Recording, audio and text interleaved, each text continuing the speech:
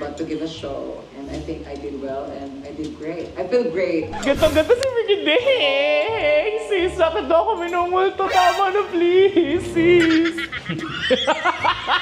Tinawa na! Alam mo kasi ko, hindi alam ko gawin niya. Hindi niya Gusto umalis! Ayoko same curse. Top 6 mo breaks. Ayoko maging top 6 din. Ayoko. Parehas ka. Bastos! Ayoko top 6 si Mama Breeze. Ayoko maging top 6 din. Huwag natin i-invalidate yung iba, no? Na may naitulong din naman.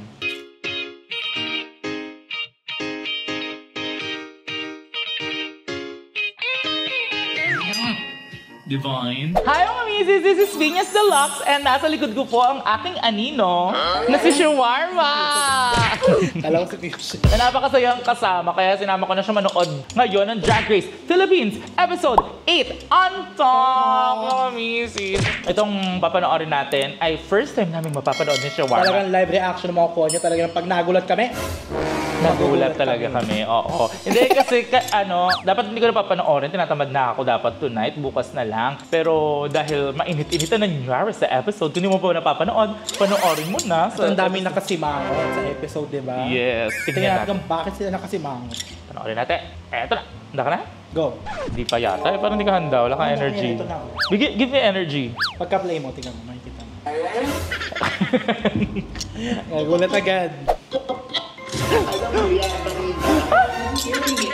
Hindi ka mahuli sa chismis. Wait, the winners of the Nana Parusa hold the power of the golden Oh, antak na yon. As you untalk, Antak na yun. you may plead your case. Nung nagkaroon na ng absolute, antak na agad. Oo. I want to convince them to pick me. Kanya ako. But at the same time, Ubus na they halos. don't pick me. They probably have a good reason. Okay, that's really a twist. Pero... Twist.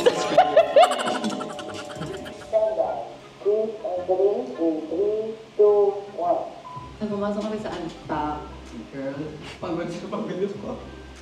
That was So good. So good.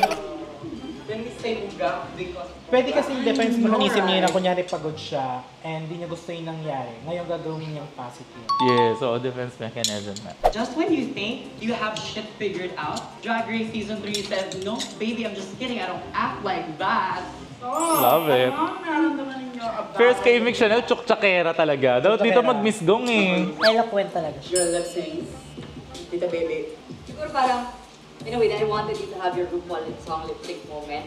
Pero kasi, if I'm gonna go through Lollapalooza, let me do the song na as in, parang kinikilig ako pakinggan. Bakit mo sabihin hindi kaya ni Tita Baby dahil papatunayan yung kaya niya? Ang strategic choice ko dyan, if I don't make it through that round, I want that song out of the pool. Sabi ko kasi, pag umabot ako second round, tapos nandiyan si Angel, nandiyan si Maxi, at Piyesa nila yon. Girl, parang magbidipoto na rin ako. Charot. Yung sa inyong dalawa. Nandamay pa! At the same time, maluwag din kasi sa dibdib na ikaw yung makakalaban ko.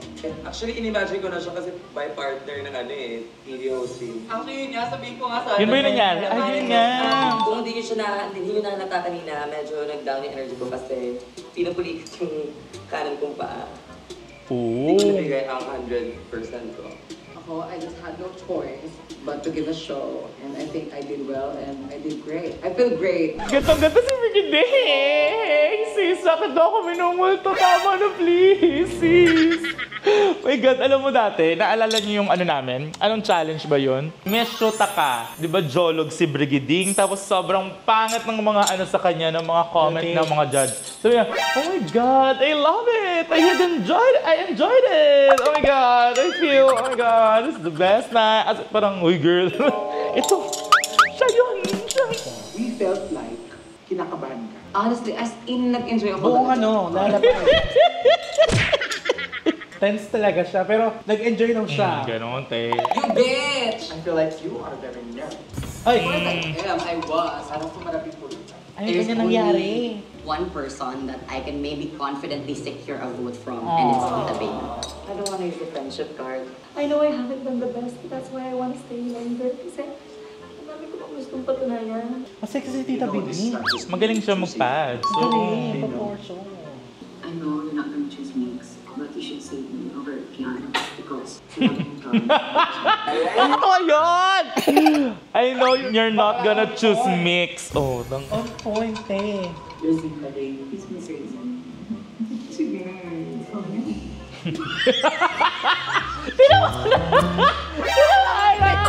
Ano mo kasi ko? Hindi alam kung gawin niya. Hindi niya Gusto umalis. Gusto na niya umalis. Tapos umiiyak na si Simba. Tapos tumatawa siya. Yes, pagtiwala mo sa akin na, pakita mo sa akin na yung mga prayers ko kay Lord, totoo. Yeah, magtiwala tayo sa Kumamit na si Ano, oo, ano na to? Ano nagdon? Manipulation na. Working na. Tuesday. Pero magaling si, Angel. Wala siyang pinangako, ganon. Sinabi ko kay Zimba, just whatever happens, mag-enjoy ka. I want to have them Lahat naman. the trail at gusto din ako pagtanayan na sana yung mga provincial queens ay umabot sa top 4 representation also. Maganda yung sinabi niya. Kayo. Kasi diba, dalawa ng provincial queen ang nagiging congenial. So sabi niya, parang gusto naman niya na hindi maging congenial. Gusto niya may matunayan. Pwedeng sa maganda pa pagkaibigan. That's na. Maganda. Ligawan mo, maganda ba ito rin? Isipin mo pa ba kung magiging magandang kalakal siya o hindi? Isipin mo na kung ano yung nire-represent niya dito and mas magiging possible yun kay Tian.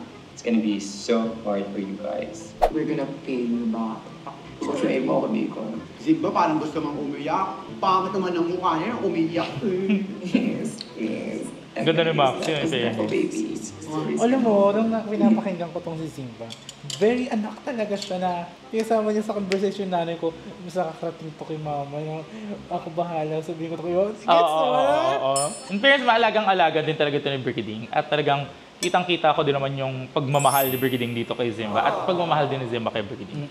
Ba't pa artista si Maxi? Nakakainis yung mukha niya na. Tapos ko na gawin niya kasi nga siya yung pipili. Oo nga, si Maxi, ba't ganun nga? Ano ba, ina-actor niya na ba yan? Totoo. Parang nantitrip lang si Maxi. Pero alam mo, if ever ako andyan, hindi na ako magmamakaawa sa tatlo. Ay, gagawin mo. Ayaw ko na sila, kung sila piliin nila, tapos lalaban talaga ako kung sino mo ibigay sa akin. Actually, ako parang for sure bago pa ako magmakaawa, girl, nakapag-decide na itong mga to. And based on my experience, gusto ng mga baklang matanggal ako.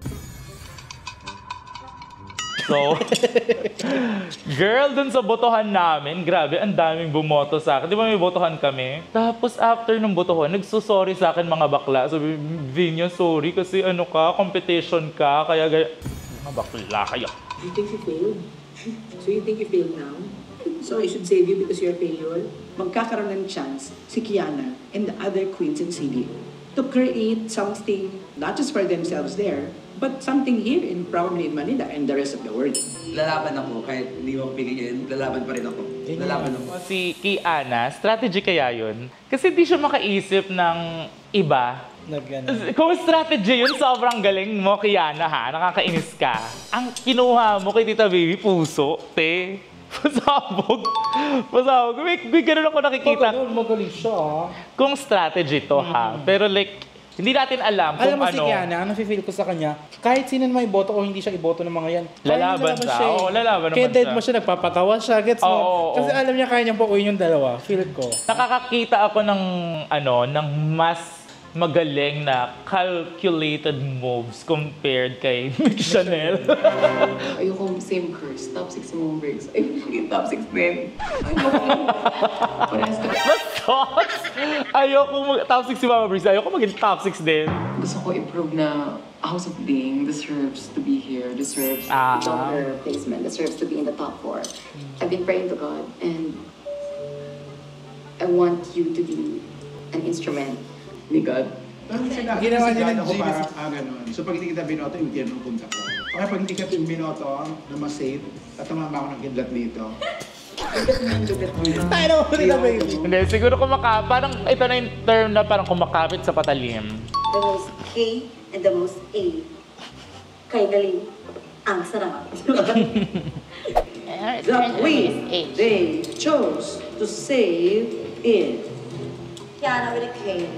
Zimbabwe, Chanteuste, Mick Chanel, Sasha. I will be reading my myself fulfilled on the podcast. Subscribe and stay tuned. Bye! Some things just don't always go according to plan, and it wouldn't be my first time being diverted from what I want. Sana mas may humility na siya dito kasi syempre nahimasmasan na siya. For sure nakainom siya kanina kaya ang dami niyang masabi. Let's see. Fuck, does it really hurt? You have something you've wanted for so long be taken out of reach. I feel honored that I got to be part of this cast. Kasi, what a fucking powerhouse. Hindi ako nahihiya to go home to an amazing group of girls. Taray, mga plastikada, may letters. Sis, you know I love you at alam mong hanga ako sa'yo kasi kapatid ka. Kaya alam ko madaming eksena pa sa labas dahil smart ka at maganda. Sige naman. To my dearest Mix, everything you said on stage is true. You have changed the drag scene in the Philippines and you will be able to do it again 2.0.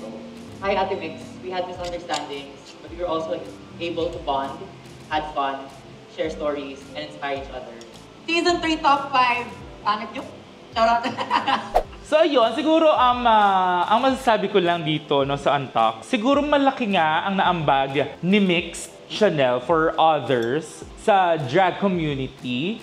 Pero malaki na ang drag community bago pa pumasok si Mix Chanel. And I hope may alam siya sa drag community. Bago niya sinabi na binago niya ang drag community, no? Siguro ang piece of advice na lang for this is let's be humble na lang, no? And kung gusto nating magpasikat or i-uplift ang sarili natin, huwag natin i-invalidate yung iba, no? Na may naitulong din naman. May ambagan ba? Charing. Kala ba yan? Kasi may na-help naman sa community, pero hindi naman siya totally ang bumago sa buong drag community. Oo, I doubt. Oo. Mga misis, maraming salamat po sa lahat na nanonood ng episode na ito ng Untalk. Mag-a-untalk kami ni Shawarma mamaya. Kaya ano na natin. Oo, kaya mamaya na mga misis, comment ano dyan, ha? Comment, binago mo ang buhay ko. Hashtag binago mo ang buhay ko. Bye-bye! Subscribe ka dyan.